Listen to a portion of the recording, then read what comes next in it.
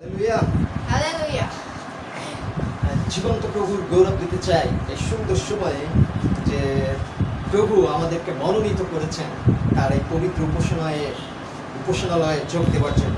ঈশ্বরের সন্তানেরা, আজকে আমরা এমন একটি বিষয় পড়লাম যেখানে আমরা দেখেছি তিনজন ব্যক্তির কথা বলা হয়েছে এবং আজকের শিক্ষা প্রভু আজকে আমাদেরকে এই তিনজন লোকের মধ্যে দিয়ে আজকে আমাদের জীবনকে প্রচুর পরিমাণে উৎসাহিত করতে চলেছেন। হালেলুয়া।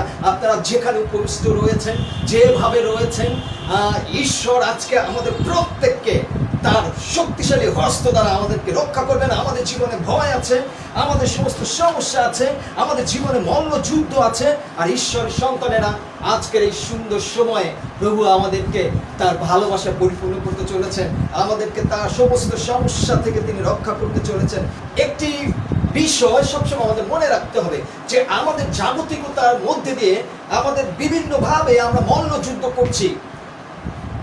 আমাদের ভালোবাসার সাথে আমরা মল্লযুদ্ধ করছি, আমাদের সমস্যার সাথে আমরা মল্লযুদ্ধ করছি, বিভিন্ন মন্দতার সাথে আমরা মল্লযুদ্ধ করছি, যেন আমরা সেই মন্দতা থেকে বা আমাদের সমস্ত সমস্যা থেকে, আমাদের হতাশা থেকে, আমাদেরকে যদি কেউ অত্যাচার করে সেই অত্যাচার থেকে যেন আমরা ফিরে আসতে পারি, সেই বিষয়ে মল্লযুদ্ধ করছি।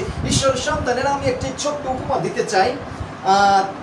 জাপানের একজন ভদ্রলোক, তিনি 71 বছর বয়স ছিলেন, আর এই ভদ্রলোক তিনি সমুদ্রে মাছ ধরতেন এবং এই মাছ ধরেই তিনি তার সংসারের জীবিকা তিনি নির্ভর করতেন।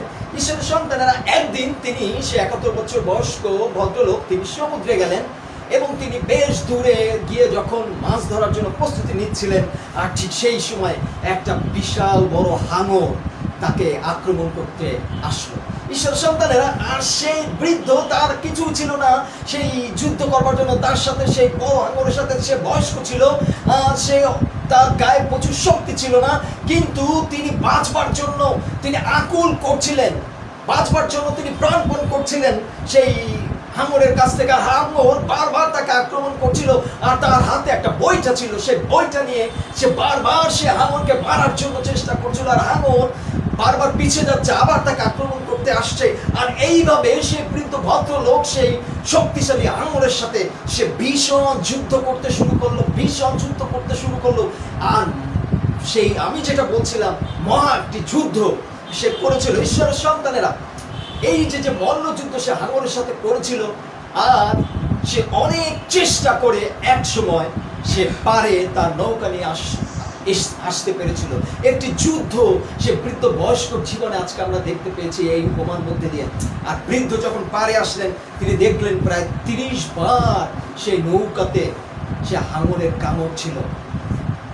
ঈশ্বরের সন্তানের, আজকে জাগতিকভাবে আমরাও প্রচুর মল্লযুদ্ধ করছি। আমরা এখন যে মল্লযুদ্ধ করছি, আর সেটি হলো করোনার বিরুদ্ধে। আমরা প্রচুর মল্লযুদ্ধ করছি। ঈশ্বরের সন্তানেরা, আজকে আমি দেখতে পাই ফেসবুক খুললে বা কোনো সোশ্যাল মিডিয়া খুললে দেখতে পাই অনেকে প্রার্থনার আবেদন করছে, আর আমরা প্রত্যেকে তাদের জন্য প্রার্থনা করি যেন ঈশ্বর তাদেরকে স্পর্শ করে, যেন ঈশ্বর তাদেরকে সুস্থ করে। আমরা বিশেষ করে সেই সমস্ত ভাইদের জন্য আজকে আমরা সাহস দিতে চাই, সেই সমস্ত ভাইদের জন্য আজকে সাহস যোগান করতে চাই, বাইবেলের মধ্যে দিয়ে যেমনটি সদ্রক, বৈশক এবং অবেদনগর মধ্যে দিয়ে সেই যুদ্ধ এসেছিল। ঈশ্বরের সন্তানের, আজকে আপনার জীবনে যত হতাশা আসুক, যত বিপদ আসুক, যত সংকট আসুক, যত রোগ আসুক, যত বালাই আসুক, আজকে আপনি শক্তভাবে সদ্রক, বৈশক এবং অবেদনগরের মতো বিশ্বাসে স্থির থাকুন। খ্রিস্ট যিশুর পথে ঈশ্বর আপনাকে আরোগ্য করবেন, ঈশ্বর আপনাকে সুস্থ করবেন।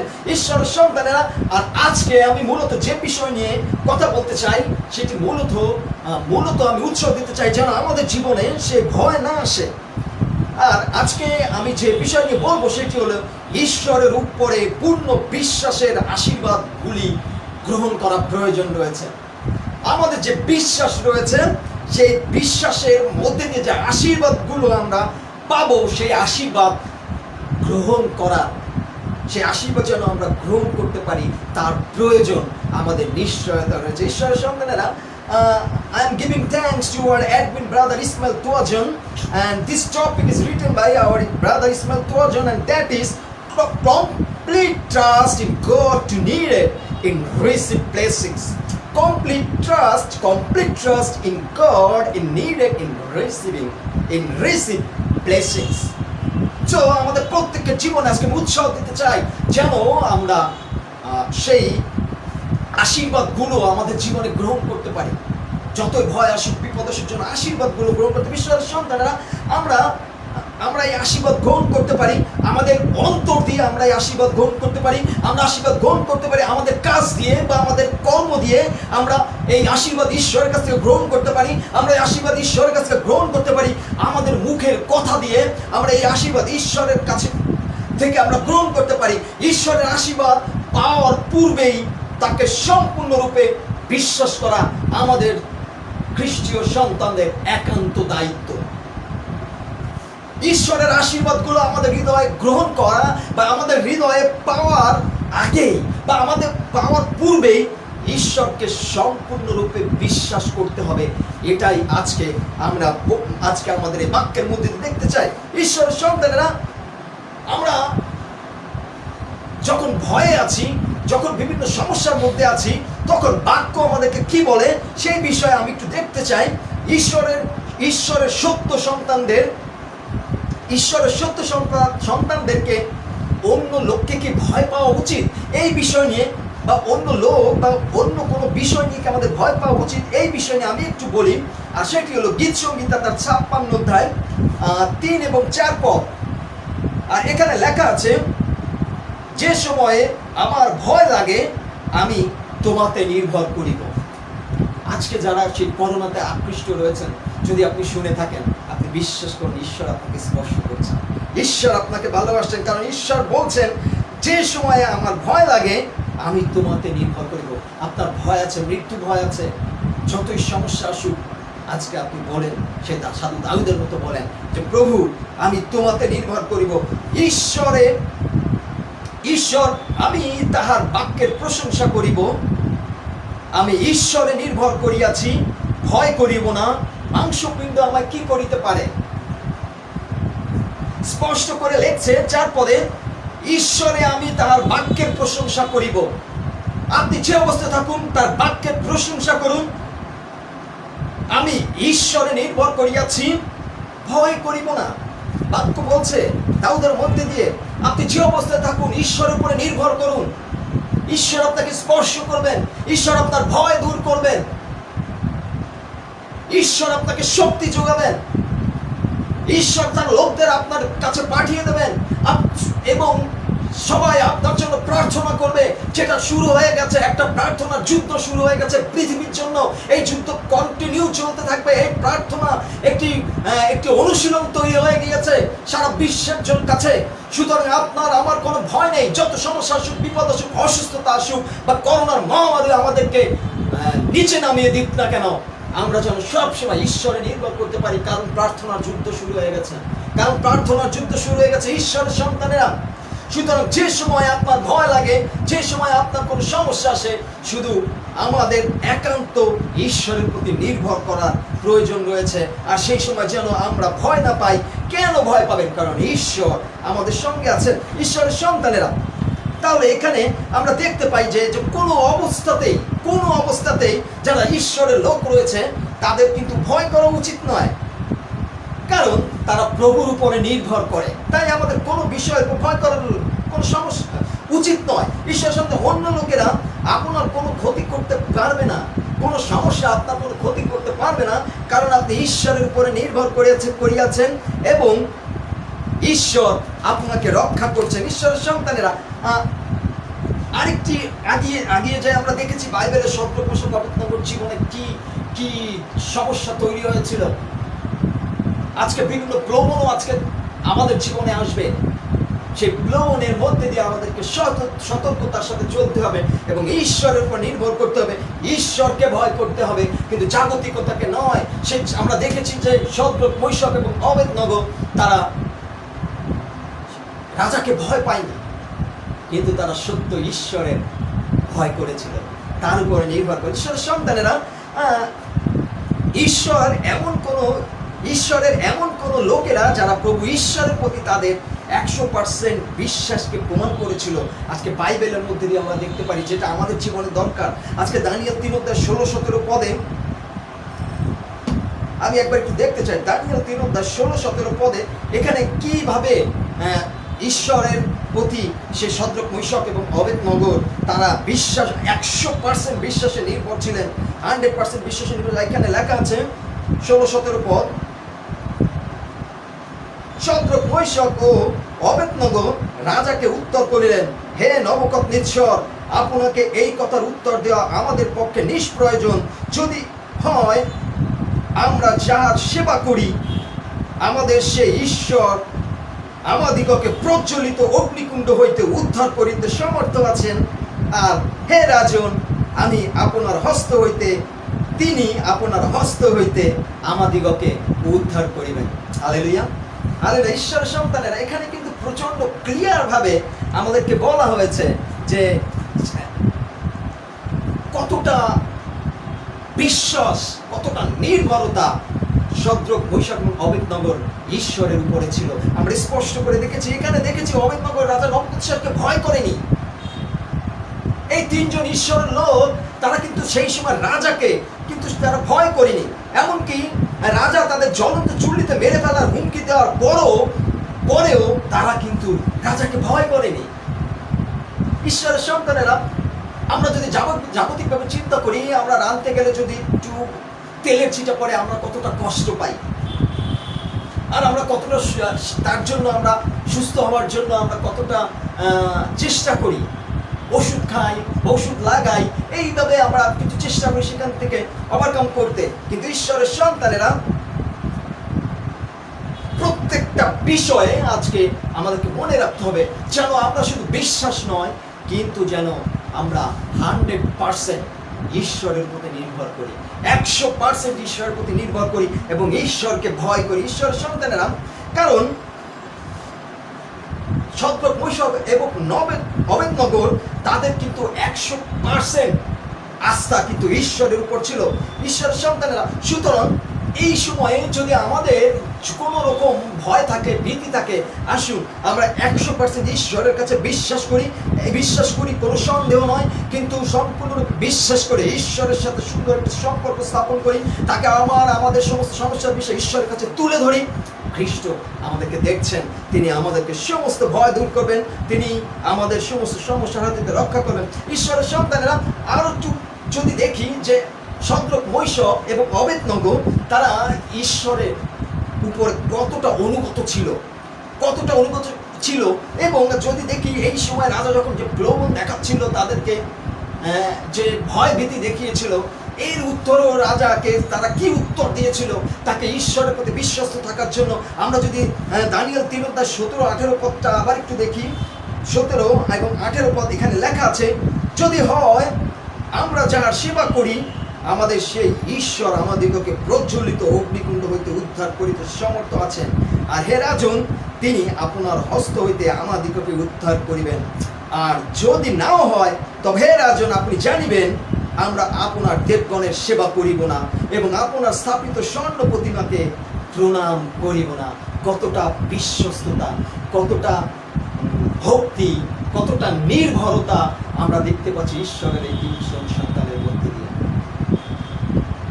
আপনি আমাদেরকে ফেলে দিতে পারেন সেই জ্বলন্ত অগ্নিকাণ্ডে, আপনি আরো উত্তপ্ত করতে পারেন, অগ্নি অনেক বাড়িয়ে দিতে পারেন, কিন্তু আমার ঈশ্বর ব্যতীত আপনি যে প্রতিমা বা আপনি স্ট্যাচু নির্মাণ করেছেন, তার সম্মুখে আমরা তার সেবা করব না।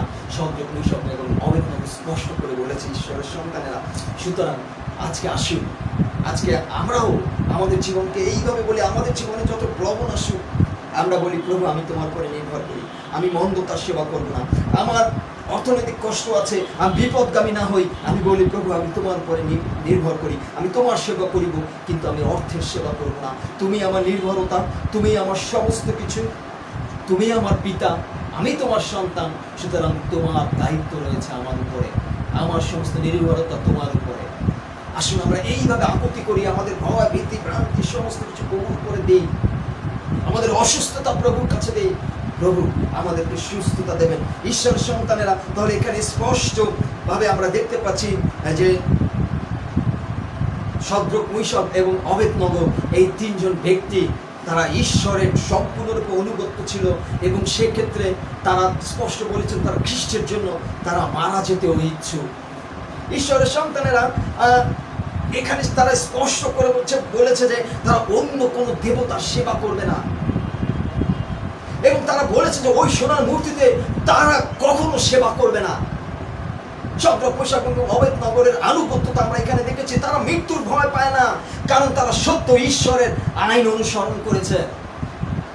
আজকে আমরাও যেন আমাদের সমস্ত সমস্যার মধ্যে দিয়েও যেন আমরা সত্য ঈশ্বরের সেবা করি, সত্য ঈশ্বরের আরাধনা করি, তার উপরে নির্ভর করি, ঈশ্বরকে অনুসরণ করি, তাহলে তারা জানতো যে ঈশ্বর তাদের রক্ষা করবেন।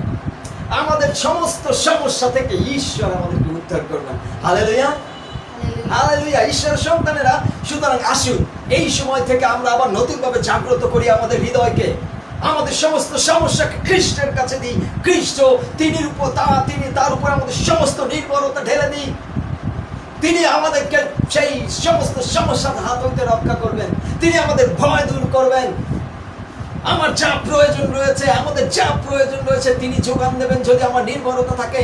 যদি আমরা সেই মন্দতার সেবা না করি, ঈশ্বরের সেবা করি, ঈশ্বর বাধ্য আমাদের সমস্ত কিছু আমাদের প্রয়োজনীয় সমস্ত কিছু আমাদেরকে দেবার জন্য ঈশ্বর বাধ্য রয়েছেন। ঈশ্বরের সন্তানেরা, তাই আসুন এই মুহূর্ত থেকে, এই সময় থেকে আমাদের সমস্ত প্রকার যে চাওয়া পাওয়া রয়েছে আমরা সমস্ত কিছু ঈশ্বরকে দিই। ঈশ্বর আমাদেরকে রক্ষা করবেন এবং আমরা ঈশ্বরের আইন সবসময় অনুসরণ করব, এটাই। এবং আমরা যেন সমস্ত সময় আমরা আমাদের ঈশ্বরের সেবা করি, এটাই যেন আমাদের জীবনের একটি বড় বিষয়। ঈশ্বরের সন্তানেরা, আমরা দেখেছি এই সময় রাজাও কিন্তু অনেক ভুল করেছিল, রাজার জীবনও কিন্তু একটা ভুল ছিল, আর তিনি কিন্তু কিছু ভুল আদেশও দিয়েছিলেন ঈশ্বরের সন্তানদের প্রতি। আজকে আমাদেরও পিছনে কিন্তু অনেক লোক রয়েছে যারা আমাদেরকে ভুল পথে অনুসরণ করবে, সে রাজার মতো আমাদেরকে আদেশ করবে ভুল পথে। আজকে ঈশ্বর আমাদের প্রত্যেককে ভালো মন্দ বোঝার জ্ঞান দিয়েছেন। আজকে আমাদেরকে বুঝতে হবে কোনটি ভালো কোনটি মন্দ। ঈশ্বরের সন্তানে আমরা দানিয়েল 3:1-6 পদটা একবার একটু পড়ি। আর এখানে স্পষ্ট করে লেখা আছে যে রাজা কি ভুল করেছিলেন, রাজার কি ভুল ছিল, যেমন যেটা আমাদের এই জাগতিক জীবনে এই ভুলগুলো রয়েছে। রাজা নবুকদনেশ্বর এক স্বর্ণময় প্রতিমা নির্মাণ করিলেন, তাহা 60 হস্ত উচ্চ ও 6 হস্ত স্থূল, তাহা তিনি বাবিল প্রদেশের দুরা সমস্থলিতে স্থাপন করিলেন। আর রাজা নবুকদনেশ্বরের সেই যে প্রতিমা স্থাপন করিয়াছিলেন তাহার প্রতিষ্ঠা করিতে আসিবার জন্য ক্ষিতিপাল, প্রতিনিধি ও দিশাধ্যক্ষগণকে, মহাবিচারকর্তা, কোষাধ্যক্ষ, ব্যবস্থাপক ও অধিপতিগণকে এবং প্রদেশ সময়ের সমস্ত শাসনকর্তাকে একত্র করিতে রাজা নবুকদনেশ্বর লোক প্রেরণ করিলেন। তখন ক্ষিতিপালগণ, প্রতিনিধিগণ, দিশাধ্যক্ষগণ, বিচারকর্তৃগণ, কোষাধ্যক্ষগণ, ব্যবস্থাপকগণ, অধিপতিগণ এবং প্রদেশ সময়ের সমস্ত শাসনকর্তা রাজা নবুকদনেশ্বরের স্থাপিত সেই প্রতিমার প্রতিষ্ঠা করিবার জন্য একত্র হইলেন।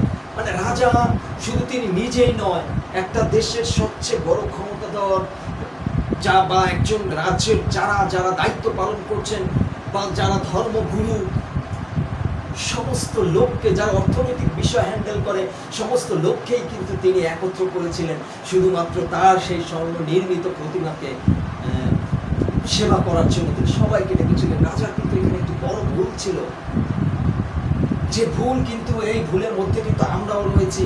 কারণ আমরা বারবার ঈশ্বরের কাছ থেকে না পেয়ে, আমরা ঠিকমতো যখন চাই না, যখন ঈশ্বরের কাছ থেকে কিছু পাই না, আমরা বারবার ভুল করি। আমরা অতীতে ফিরে যাই, আমরা পিছনে ফিরে যাই, আমরা মন্দতায় ফিরে যাই, আমরা ব্যভিচারে ফিরে যাই, আমাদের সমস্ত খারাপ কাজে আমরা ফিরে যাই, আর আমরা বারবার ঈশ্বরকে জলাঞ্জলি দিই।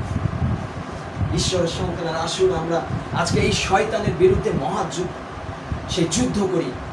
দাউদ যেরকম যুদ্ধ করেছিলেন সেই সিংহের সাথে, ভালুকের সাথে মহা যুদ্ধ করেছিলেন তার সেই মেষশাবকদের বাঁচাবার জন্য, আজকে আমাদেরকে আমাদের জীবনকে বাঁচার জন্য শয়তানের সাথে মল্লযুদ্ধ করতে হবে। আমরা দেখেছি ইয়োবের জীবনে সেই মল্লযুদ্ধ, আমরা দেখেছি সেই যাকবের জীবনে ঈশ্বরের সাথে, ঈশ্বরের দূতের সাথে যে মহা যুদ্ধ। আজকে আমাদেরকেও সেই মহাযুদ্ধ করতে হবে এই সমস্ত সমস্যার হাত হইতে। যদি কেউ আমাদেরকে ভুল পথে চালায়, পরিচালনা করতে চায়, তার জন্য প্রার্থনা করি, ঈশ্বরের উপরে নির্ভর করি, যেন আমরা অন্যের প্ররোচনায় যেন মন্দ পথে বা পিছন পথে ফিরে না যায়।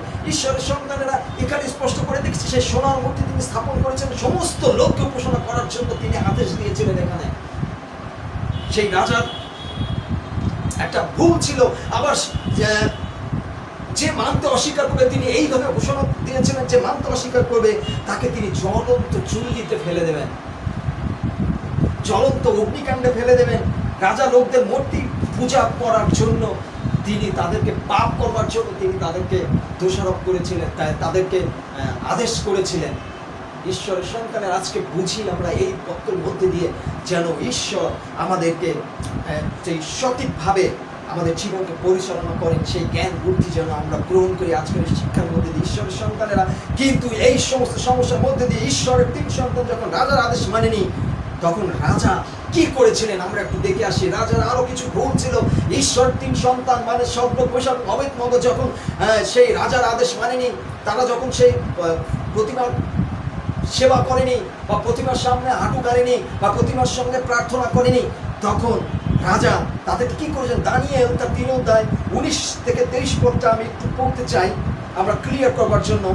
তখন নবুকদনেসর ক্রোধে পরিপূর্ণ হলেন এবং শদ্রক, মৈশক ও অবেদনগর বিরুদ্ধে তাহার মুখ বিরাটকার হইল।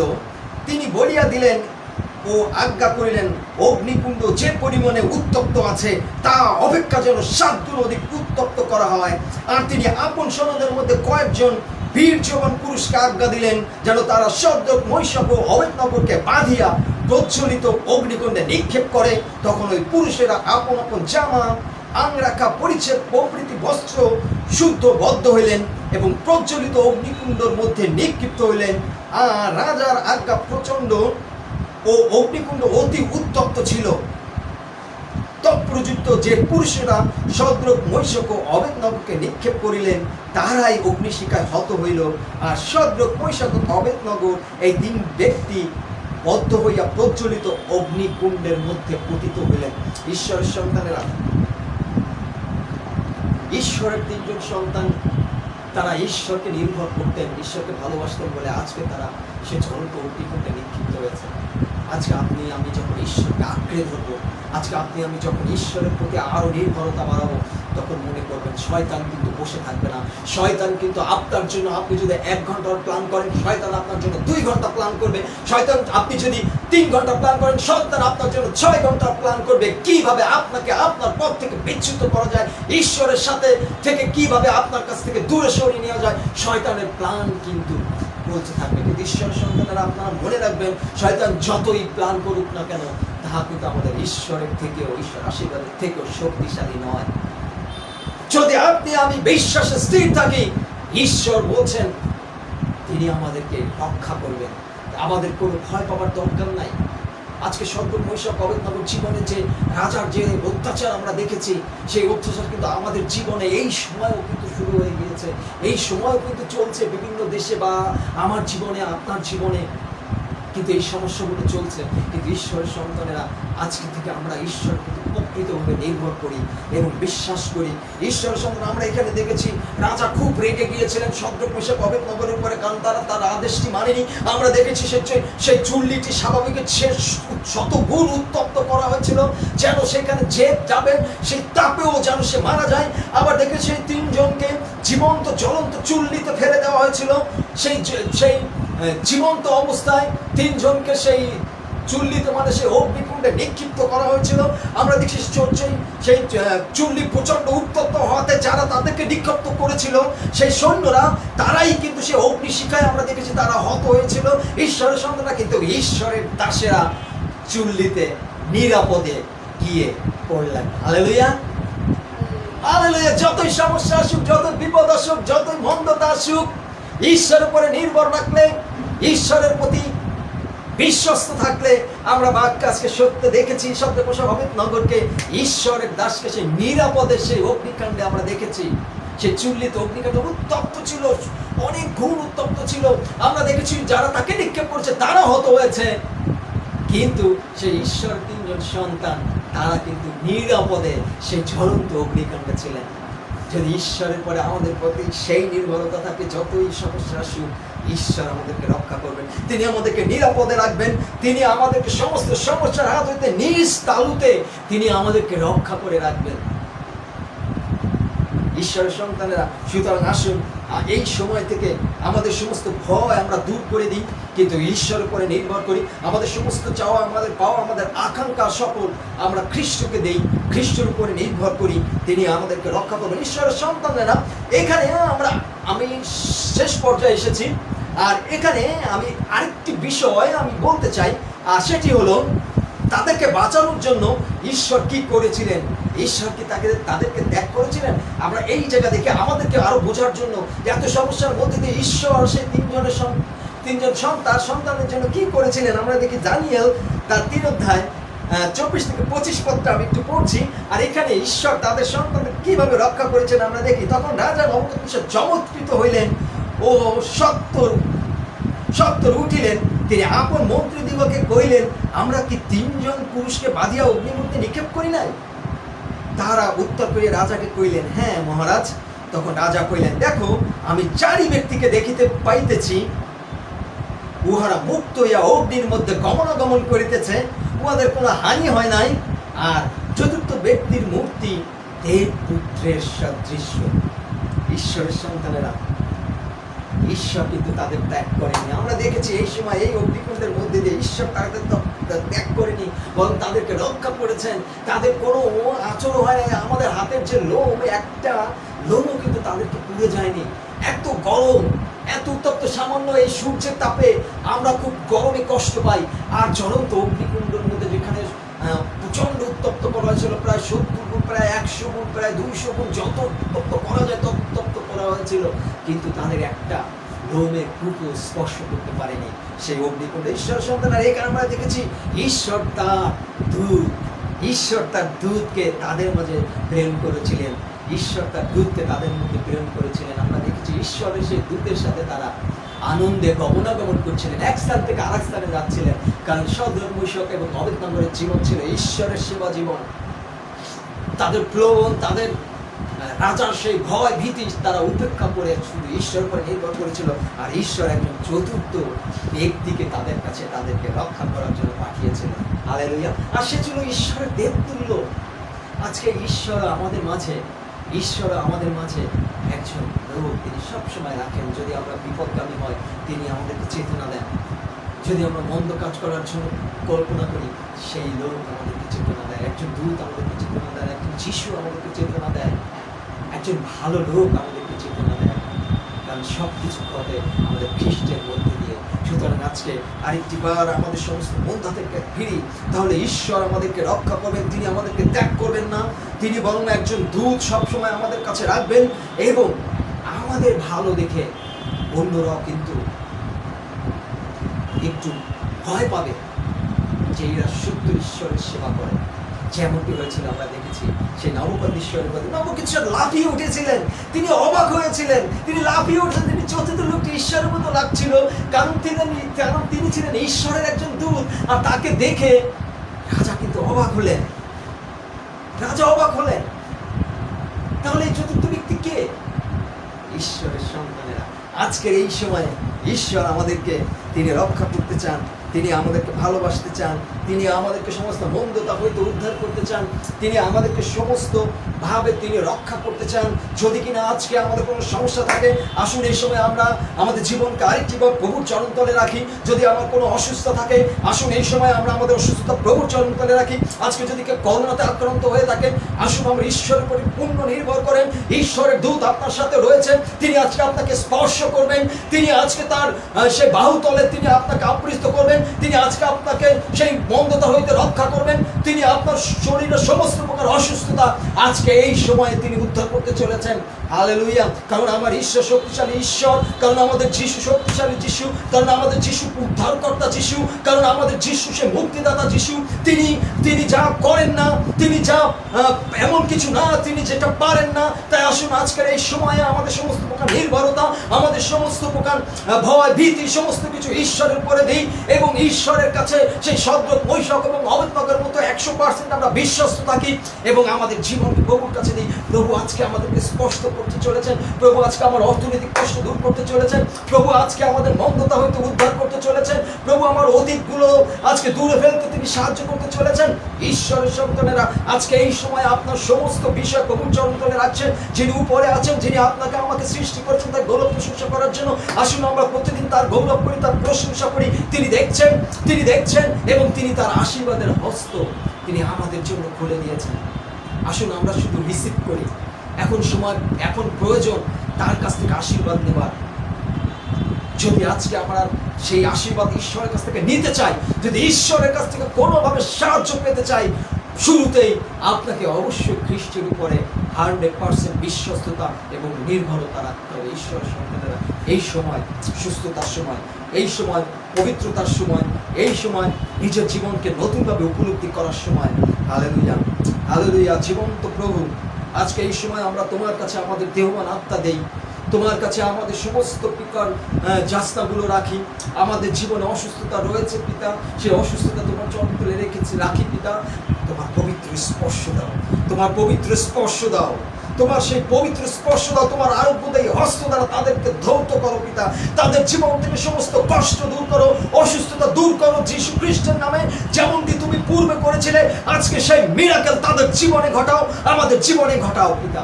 যেন আমরা সবসময় সর্বহৃষ্ট চিত্তে যেন তোমার গৌরব এবং তোমার প্রশংসা করতে পারি পিতা।